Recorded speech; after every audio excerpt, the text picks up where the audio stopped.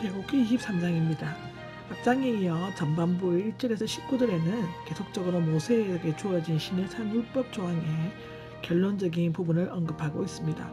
후반부 20절에서 33절에는 이스라엘이 하나님의 명령에 절대 순종하면 가나안 땅과 온갖 축복을 주시겠다고 약속하셨습니다. 어떻게 보면 율법에 나온 법 규례들은 현대적인 관점에서 볼 때 비체계적이고 비논리적일 수 있지만 그 세부적인 조항보다는 그 법에서 담겨진 근본적인 의미가 더 중요하다고 말할 수 있습니다. 재판에 관한 법은 1절에서 9절까지 기록이 되어 있습니다. 앞서 종교도덕법으로 다룬 후 일상생활에서 일어날 수 있는 각종 법적인 문제들과 그에 대한 해결 방안이 제시되고 있습니다. 재판장으로 세움을 받은 자는 사회의 참된 질서와 평안을 유지하기 위해 공정한 판결과 투철한 정의감을 발휘해야 합니다. 여기에 있는 내용들은 제9계명과 연관되어 있습니다. 1절에서 3절을 보면 거짓 증언을 하지 말 것, 근거 없는 헛소문을 퍼뜨리지 말아야 합니다. 근거 없는 헛소문, 거짓된 헛소문은 고의적으로 근거 없는 소문을 퍼뜨림으로써 개인에게 피해를 줄 뿐만 아니라 사회의 정의와 하나님의 공의를 해치고 사회적 진리를 잊게 하며 혼란을 부추기게 되어집니다. 악한 자와 손을 잡고 사악한 증언을 해서는 안 된다. 1절 하부분에 나오는데요. 악한 자의 편을 들어 없는 사실을 꾸며내어 함정에 빠뜨리지 말라는 것입니다. 열왕기상 21절 8절 이하에도 그게 기록되어져 있습니다. 악을 행하거나 정의를 굽게 하는 일에는 다수를 따라서는 안 된다. 2절에 나와 있는데요. 민주주의의 다수결의 원칙을 따르지만 그것이 반드시 정의를 실현하는 수단이 될 수는 없습니다. 빌라도는 다수의 무리들이 외치는 소리를 듣고 죄 없으신 예수님을 십자가에 못 박도록 내주었습니다. 가난한 사람이라고 해서 편들지 말아야 한다. 가난하다고 해서 동정이나 관심을 가져 편들지 말고 빈부에 관계없이 공정한 재판을 해야 한다고 기록되어져 있습니다. 재산을 보호해 줄 것 4절과 5절에 나오는데요. 여기는 원수는 소송 당사자이며 어려움에 처했을 때 도와주라는 것입니다. 그러면 자연히 화해가 이루어져 소송을 취할 수도 있는 것입니다. 예수님께서는 더 적극적으로 원수를 사랑하라고 마태복음 5장 44절에 기록되어지고 있습니다. 엄정하게 재판할 것 6절 9절에 나오는데요. 가난한 사람이라고 해서 공의를 굽게 해서는 안 된다. 6절에 나와 있죠.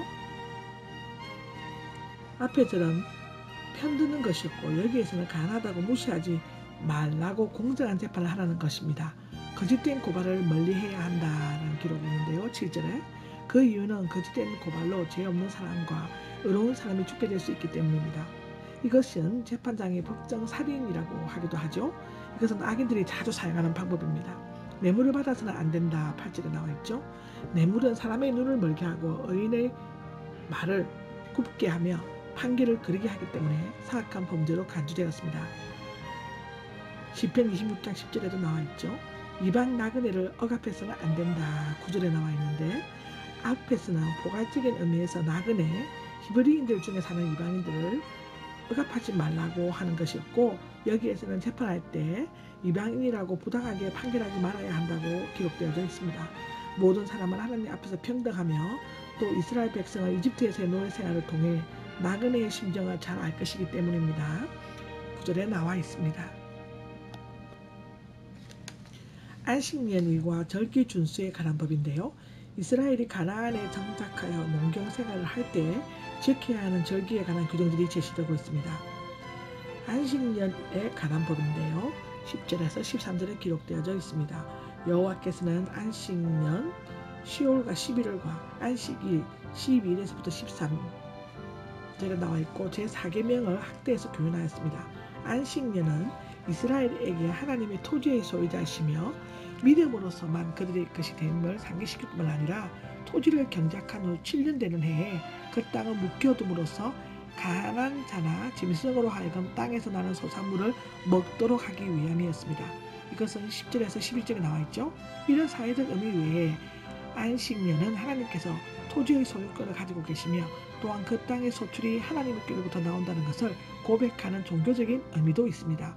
이 기록 또한 레위기 25장 4절 23절에 나와 있습니다. 안식일에 12일이라는 말이 나오는 12절은 6일 동안 열심히 일하고 7일 지나려는 일하지 않고 쉬게 하는 제도입니다. 여기에서 가축의 여종의 아들 나그네까지 쉬게 하시는 하나님의 자비하심을 엿볼 수가 있습니다. 제가 앞에서 말한 안식년과 안식일에 대한 명심해야 하고 다음에 나오는 절기와 연관해서 다른 신들의 이름을 부르지 말라는 것입니다. 이것에 제1계명과 연관하여 본장에만 3번 나오고 있습니다. 다른 신을 부르는 것은 우상을 숭배하는 것이며 하나님께서 가장 싫어하는 것이라고 기록되어져 있습니다. 절기에 관한 법은 14절에서 19절에 나와 있습니다. 하나님께서는 1년에 3번 곧 3가지 절기를 지킬 것을 명하였습니다. 이 절기들은 농사 짓는 것과는 연관이 있는데 남자 17세 20세 이상의 뿐만 아니라 여자아이들도 참여할 수 있었습니다. 이 기록은 민수기 1장 3절에 나와 있습니다. 열왕기상 1장 3절에서 8절까지도 기록되어 있습니다. 이 절기들을 지킨 이유는 하나님께서 과거에 베풀어 주신 구속의 은혜와 사랑, 현재와 미래에 베풀어 주신 은혜에 감사하며 그날을 기념하고 영광을 돌리기 위함입니다. 무교절은요, 일반적으로 6월절과 동일시되지만 엄밀한 의미에서는 구별이 됩니다. 이것 또한 누가복음 22장 1절에 나옵니다. 6월절은 이스라엘 백성이 이집트에서 장자가 구원을 받고 이집트에서 나온 사실을 기념하는 날입니다. 무교절은 그날 누룩 없는 빵을 먹을 것을 기념하여 일주일간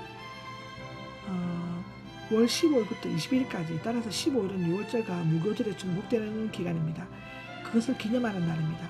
아비브일은 바벨론식으로는 니산월이며 유대 종교력의 첫 달입니다. 이 절기에는 하나님께서 들을 예물을 가지고 나와야 한다고 기록되어져 있습니다. 그리고 15절 하반신에 보면 신명기 16장 16절에서 17절 보면 맥주절과 수정절 때도 마찬가지라고 기록되어져 있습니다. 이때는 희생제물의 피를 누룩 넣은 빵과 함께 드려서는 안 된다고 18절에 나와 있죠. 왜냐하면 누룩은 악을 상징하므로 출 이집트의 구속 사역을 기념하는 절기에 누룩 넣은 빵을 넣는 것은 합당하지 않았기 때문입니다. 이 기록 또한 마태복음 16장 6절, 갈라디아서 5장 9절에 나옵니다. 그 이유는 희생제물을 먹지 않고 아침까지 남겨두는 것은 거룩한 예물을 경시하는 것이기 때문이라고 기록되어져 있습니다. 맥추절은 하그하카치르라고 읽는데요. 6월절부터 7주 또는 50일째를 지키기 때문에 7지절 또는 오순절이라고 합니다. 첫 보리 수확 때부터 밀 수확을 마칠 때까지 지키기 때문에 초실절로도 불리우다고 합니다. 유대역으로는 시한월, 양력으로는 5, 6월입니다. 유대인들은 이 날을 율법이 주어졌다고 말하며 신약에서는 성령 강림이 있었다고 기록되어 있습니다. 사도행전 2장 1절에 나오고 있죠.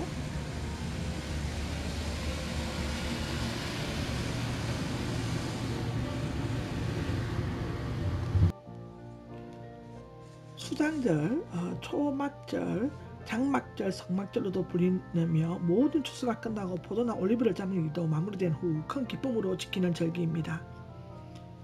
특히 이때에는 40년 광야 생활을 기념하는 뜻에서 초막을 짓고 거주하였습니다. 실제로 유대인들은 1년에 추수감사절을 2차례, 즉 봄에는 맥추절, 가을에는 수장절을 지켰습니다. 이때에는 처음 거둔 열매 가운데서 제일 좋은 것을 드려야만 했습니다.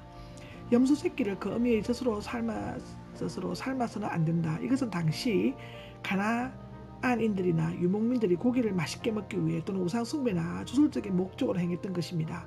염소 새끼를 그 생명의 공급원인 젖과 함께 삶는 것은 어미와 새끼 사이의 사랑을 파괴하고 생명의 존엄성을 파괴하는 야만적인 비인륜적인 행위였다고 보여집니다. 신명기 14장 21절에도 나와 있습니다. 지금 이스라엘에서는 유제품과 고기를 함께 먹는 것을 철저히 금하고 있습니다.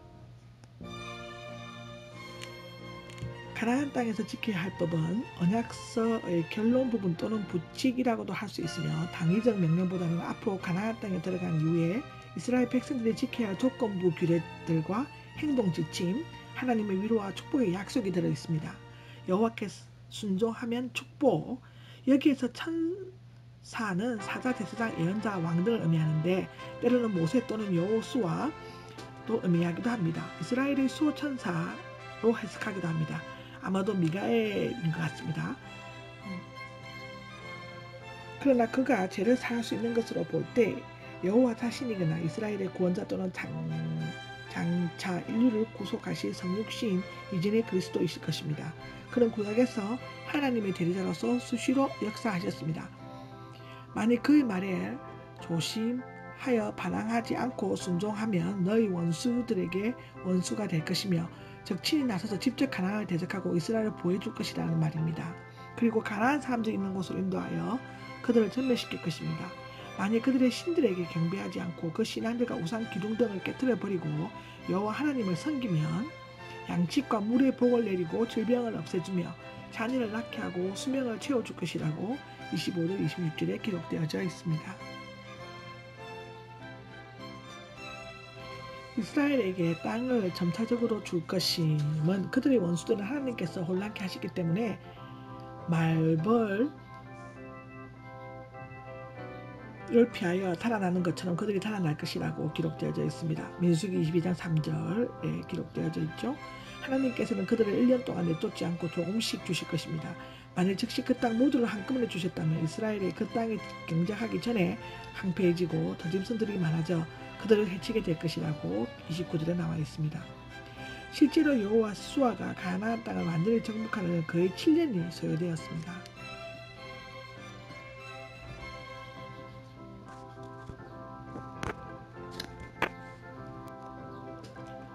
약속의 땅의 경계를 정해주심은요 31절에서 33절까지 나오는데 동쪽 경계를 홍해의 한 부분으로 지금의 아카바만, 서쪽 경계는 블레셋 바다, 남쪽 경계는 광야, 북쪽 경계는 유플라데스 강이었습니다. 지금 이스라엘 국기의 상하에 있는 푸른색 굵은 선은 각기 북쪽 유프라데스 강과 남쪽 나일강을 나타내고 있습니다.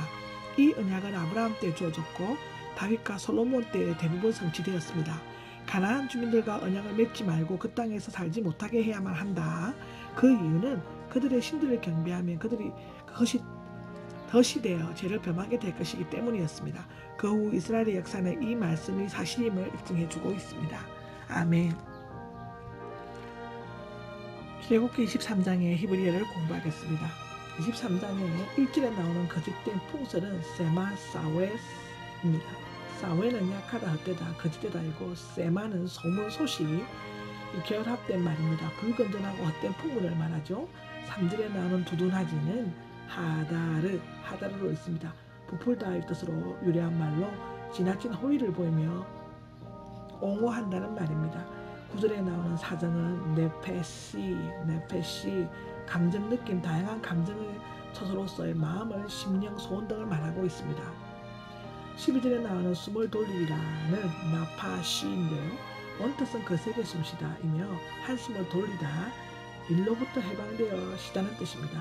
평안과 안식의 개념이 내포되어 있습니다. 나파시라고 있습니다. 15절에 나오는 빈손으로는 레캄, 공허하다, 아무런 준비 없고 부성실한 자세나 하나님을 의식하지 않는 영적으로 메마른 상태를 말하고 있습니다. 16절에 나오는 맥추절은 하그하카치르, 곡물 수확 후 첫 곡식단을 하나님께 드리는 절기로 6월절에서 50일째 되는 날에 지켜졌으므로 77절이라고도 하고 오순절이라고도 합니다. 17절에 나오는 주 여호와는 아돈 에호와, 아돈은 주, 대주제, 주권자고 에호는 스스로 있는 자입니다. 모두 하나님의 거룩한 이름입니다. 본문은 그 택하신 여호와라고 읽을 수 있습니다. 20절에 나오는 사자는 말라크라고 있습니다. 말라크, 원뜻은 대리로 파견하다, 하나님이 자기 뜻을 전하고자 친히 보내신 것입니다. 23절에 나오는 끄느리니는 가하드, 취소하다, 거부하다의 뜻으로 망하여 없어지는 것을 멸망케 하다의 의미입니다. 28절에 나오는 왕벌은 치르아, 원뜻은 몹시 괴롭히다, 팔레스타인에게 자생하는 장수 말벌을 가리키는 말이고요. 비유적으로 치명적인 재앙 또는 강력한 군사력을 뜻하기도 합니다. 아멘.